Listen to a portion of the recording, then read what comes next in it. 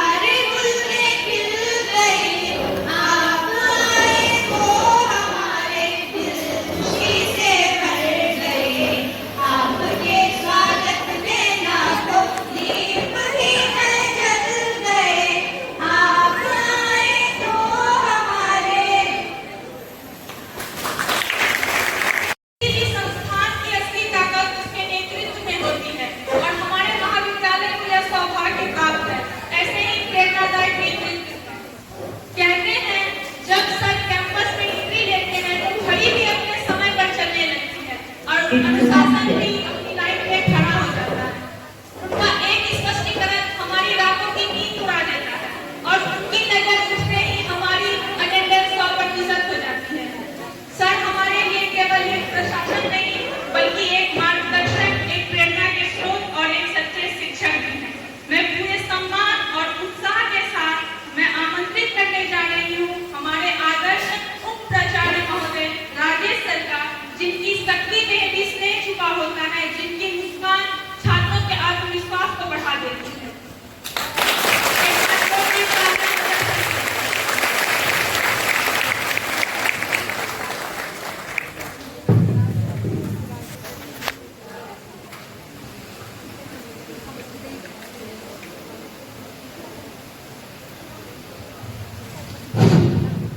इस सभागार में उपस्थित हमारे सम्माननीय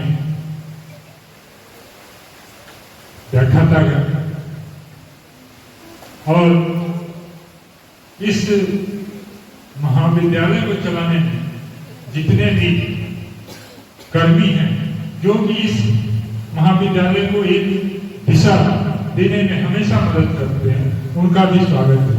साथ ही साथ डीएलएड के सेकेंड ईयर और फर्स्ट ईयर के प्रशिक्षु को मैं तहे दिल से स्वागत करता हूं और साथ ही साथ धन्यवाद देता हूं कि मुझे आपने अवसर दिया इस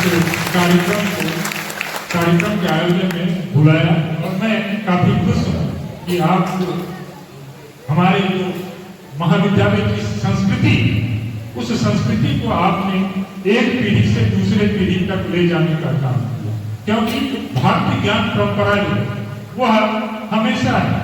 आप चले जाएं प्राचीन युग में, जब हमारा वेद था, उस समय कोई लिखित हमारा ये नहीं था, लिखित कोई नहीं था, तो क्या हुआ कि हम एक परंपरा को दूसरे पीढ़ियों तक बोलकर मंत्रों के द्वारा पहुंचाते थे। और यही चीज हम आज भी कर रहे हैं कि अपने ज्ञान की परंपरा को आप तक एक पीढ़ी से दूसरे पीढ़ी तक पहुंचाने की कोशिश की, क्योंकि मानव की संस्कृति जो होती है वह मानव के द्वारा बनाई जाती है और वह संस्कृति को वह किस तरह से एक पीढ़ी से दूसरे पीढ़ी तक पहुंचाती है, यह आवश्यक है। और हमारे महाविद्यालय की भी एक कल्चर है जिसमें हमने आपको एक प्रोफेशनल बनाने की कोशिश जारी है। यानी आप जब यहाँ से निकलेंगे तो एक शिक्षक, आदर्श शिक्षक के रूप में जानेंगे। और आदर्श शिक्षक की क्या क्या विशेषता होती है, ये हमारे सेकेंड ईयर वाले इसको परिचित होंगे, मगर फर्स्ट ईयर वाले किस तरह से उससे परिचित होंगे, यहाँ की जो परंपरा है उस परंपरा को किस तरह से दिखाएंगे, इन सारे चीजों का आज हमारे सेकेंड ईयर वाले आपको सौंपेंगे। आप भी जब फिर सेकेंड ईयर में चले जाएंगे इसी परंपरा का निर्वहन करेंगे, और ताकि हर पीढ़ी दूसरे पीढ़ी को अपना कुछ न कुछ दे, जिससे आने वाली पीढ़ी उससे ज्ञान, उससे स्किल, उससे एम्पैथी, ये सारी चीजें वह क्या करे, प्राप्त करे। कहते हैं हवा में एक नया तराना खुलने वाला है, सुरों का एक खूबसूरत खजाना खुलने वाला है, जो बिना शब्द के भी भावनाएं कह जाती है, उन्हें संगीत माना जाता है। सिर्फ लफ्ज से नहीं, जज्बात बुनते हैं। चलो हम मिलकर एक कायनात बुनते हैं। तुम्हारी आवाज में वो जादू, वो बात है जो तपती धूप में पहली बरसात है।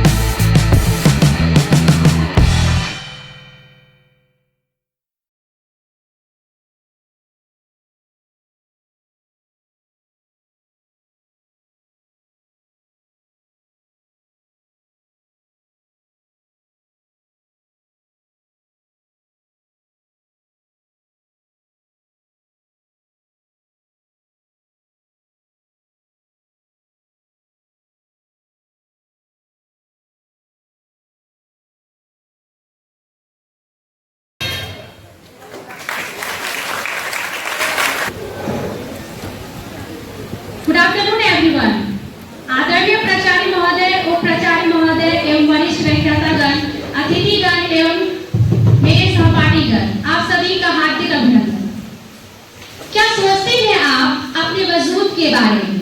संघर्ष तो हम सब कर ही रहे हैं और करना ही है। अंत तक हम लोग जब बच्चे थे तो ABCD सीखना हमारे लिए संघर्ष था। जब कॉलेज आए तो परीक्षा में अच्छे अंक लाना हमारे लिए संघर्ष था। लेकिन असली संघर्ष तो ग्रेजुएशन के बाद शुरू होता है, जब हम लोग अपनी जिंदगी में प्रवेश करते हैं, क्योंकि हमारी जिंदगी का नाम ही संघर्ष है। लेकिन संघर्ष की परिभाषा लड़कियों के संदर्भ में भी अलग क्यों हो जाती है? क्या हम सभी ने कभी ये सोचा है ऐसा अलग क्यों है? इसलिए क्योंकि हमारा समाज, हमारा परिवार और हमारे साथी हमारे संघर्ष में हमारा साथ देते हुए नजर नहीं आते। अधिकांशतः लड़कियां इसी कारण से अपना जज्बा खो देती है। कुछ ऐसी ही कहानी आज हमारे सहपाठी आप सबों के सामने पेश करने जा रहे हैं। हम सबों को उम्मीद है कि हमारी ये छोटी सी पेशगी आपके दिलों को छू लेगी। तो चलिए शुरू करते हैं। आकांक्षा और चिंकी अपनी जिंदगी में संघर्ष का किस प्रकार सामना करती है, आइए देखते हैं।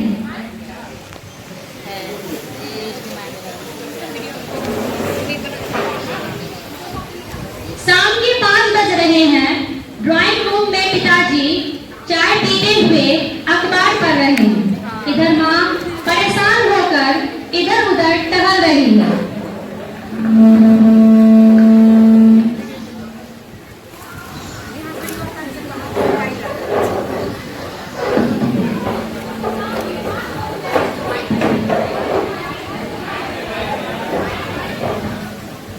कहाँ है आपकी लाडली बेटी? शाम के 5 बज रहे हैं। पड़ोसी देखेंगे तो क्या बोलेंगे? और जी सुनते हो, कुछ बोलोगे भी?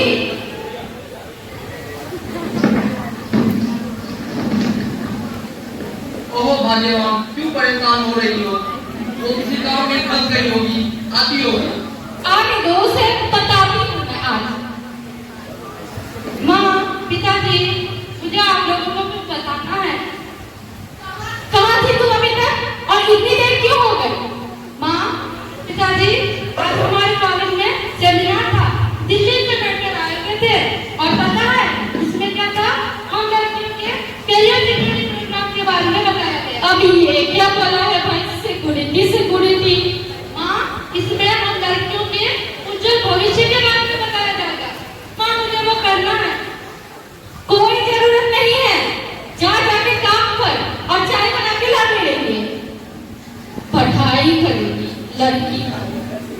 चाय इसलिए तो बुलाई।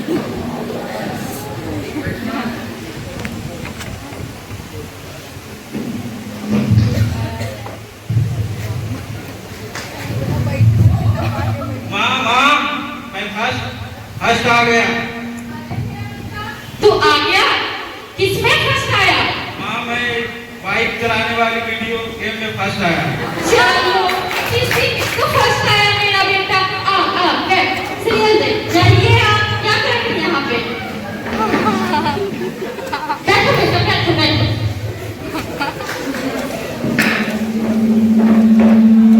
सास भी कभी बहू थी, सास भी कभी बहू थी। क्या आपने ध्यान दिया कि बेटे और बेटी के परवरिश के दौरान क्या यह सामान्य नहीं है हमारे जीवन में? चिंकी अपना कार्य करने लगती है, माँ और बेटा बैठकर टीवी देखने लगते हैं। थोड़ी देर बाद मैंने घर का सारा काम कर दिया है, खाना भी बना लिया है। क्या अब मैं पढ़ाई करने जाऊँ? जब बना ही लिया है तो थोड़ा पड़ोस के भी ले आओ। देखने नहीं, सीरियल छूट जाएगी मेरी। ठीक है माँ, जा जल्दी जा। ये रिश्ता क्या कहलाता है, ये रिश्ता क्या कहलाता है।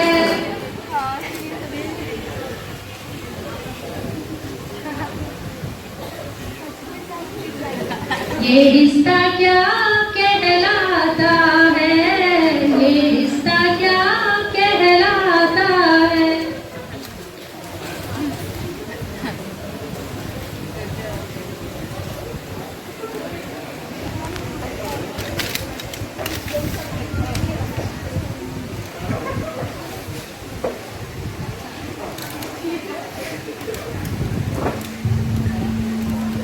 चिंकी चिंकी हट, मुझे सोने दे। थोड़ी देर तो पढ़ने दे ना भाई, दिन भर काम करके अभी थोड़ा ही पढ़ना है, अभी पढ़ने दे। हटेगी कि लगा दे। हाँ हाँ, देख मुझे चिंकी सोने नहीं दे रही है। ओहो, क्या हुआ? माँ मुझे थोड़ा सा पढ़ना है, भैया मुझे पढ़ने नहीं दे रहे हैं। क्यों रे चिंकी, क्या कर लेगी तू इतना पढ़ के? सोने दे अपने भाई को और मुझे भी सोने दे। घर का सारा काम करने के बावजूद भी चिंकी मन लगाकर पढ़ाई करती है। इतनी देर में चिंकी के पिताजी आते हैं।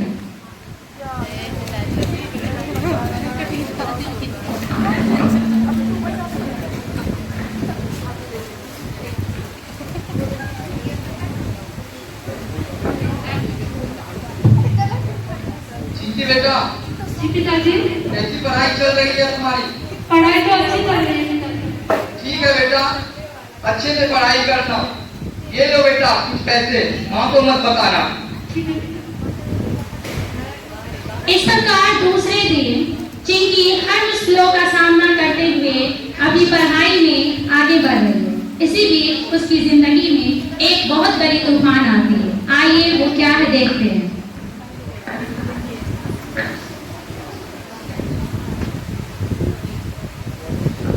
इस दरमियान पड़ोसी की एंट्री होती है। अरे शीला बहन, तुम आओ आओ आओ आओ, बैठो बैठो। कैसी हो बहन? मैं तो ठीक हूँ, तुम बताओ तुम कैसी हो? मैं भी अच्छी हूँ। मैं भी अच्छी हूँ। चिंकी, अरे ओ चिंकी, अपनी कार के लिए चाय ले आ जाना, अभी लाई। और बताओ कैसी चल रही है गोलू की पढ़ाई लिखाई? गोलू की पढ़ाई तो अच्छी चल रही है, तुम बताओ। मेरा भी ठीक है।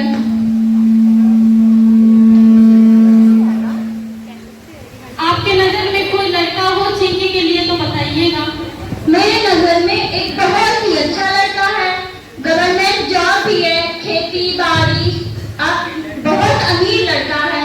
बस उम्र वही 40 साल होगा, 15 साल से नौकरी कर रहा है। राज करेगी आपकी बेटी, राज। नहीं, मुझे आगे शादी नहीं करनी है, मुझे पढ़ाई करनी है। देख लो पकड़ना बहन, बेटी हाथ से निकल रही है। अरे नहीं बहन नहीं, तुम बैठो, मेरी तरफ से रिश्ता पक्का ही समझो।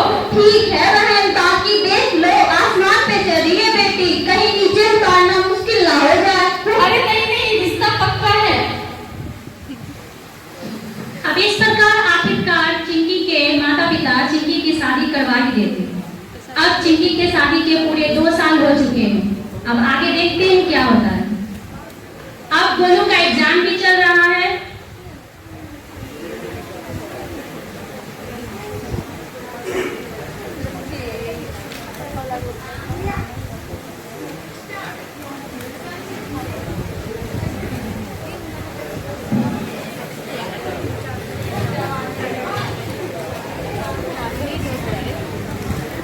माँ माँ, मुझे एग्जाम देने जा रहा है। अरे रुको रुको, अच्छे से एग्जाम देना, मुझे तो पता ही है मेरा बेटा टॉप करेगा, टॉप। हाँ माँ, इसमें कोई शक नहीं, पूरा जिला कर देंगे। अच्छे से जाना।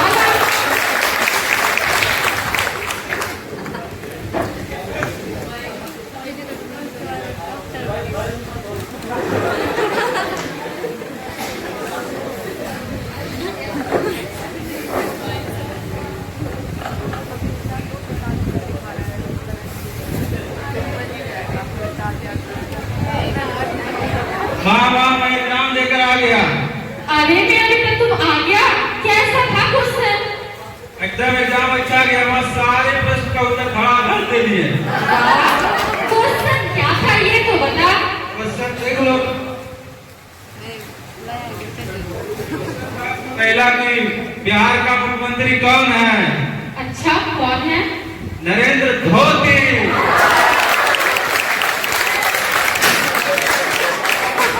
दूसरा प्रश्न है, भारत का राष्ट्रपिता कौन है? कौन है? अमिताभ बच्चन। बिल्कुल सही।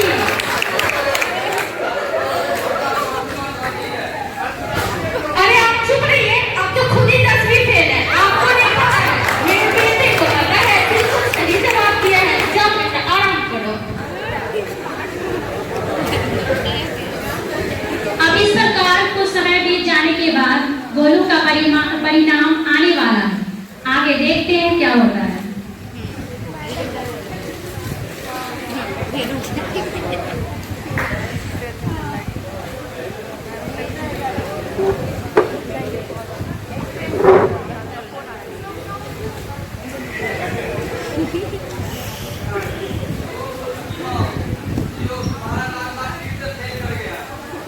कहाँ है गोलू? इधर आ। ऐसा नहीं हो सकता है, आपको देखने में कुछ गलती हुई होगी। लाओ मुझे दो, मैं देखती हूँ।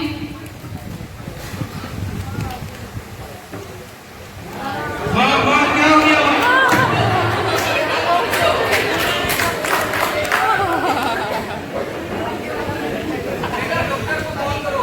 आप बताइए। हेलो डॉक्टर साहब, हमें मम्मी का तबीयत खराब हो गया, जल्दी आइए, जल्दी आइए, जल्दी।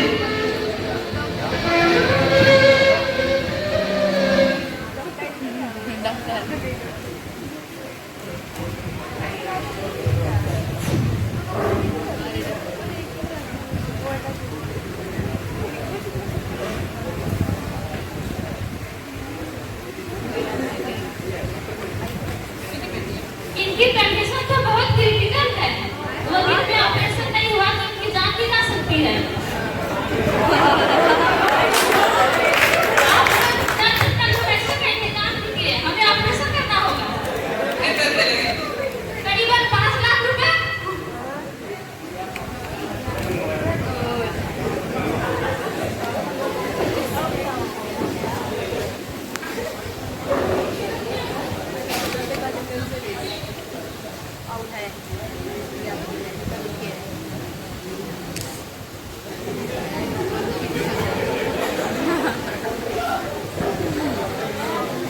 अब गोलू मन ही मन सोच रहा है कि जल्द से जल्द घर और जमीन के कागजात अपने नाम करवा लेता हूँ, नहीं तो पिताजी इसे बेचकर माँ का इलाज करा देंगे।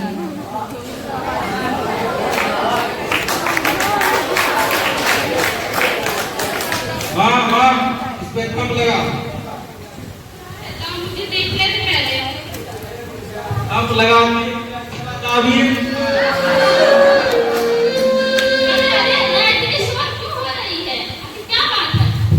कुछ नहीं डॉक्टर साहब, वही पैसा विवाह लगा रहे थे। पर इनके ऑपरेशन के लिए तो पैसा पहले ही जमा हो चुका है। पैसा कौन दे दिया? पैसा आईपीएस आकांक्षा ने दी है। ये आईपीएस आकांक्षा कौन है भाई?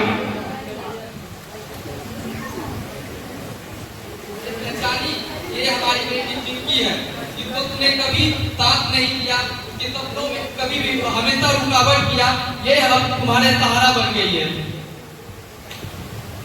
मुझे माफ कर दो बेटी, मुझे माफ कर दो। मुझसे बहुत बड़ी गलती हो गई है बेटी, मुझे माफ कर दो। ऐसा मत बोलो माँ, आज मैं जो कुछ भी हूँ सब आपकी वजह से।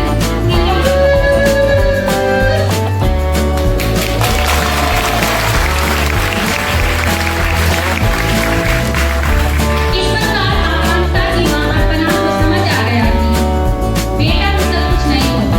अगर बेटियों को मौका दिया जाए तो वे अपने जीवन में अच्छा मकाम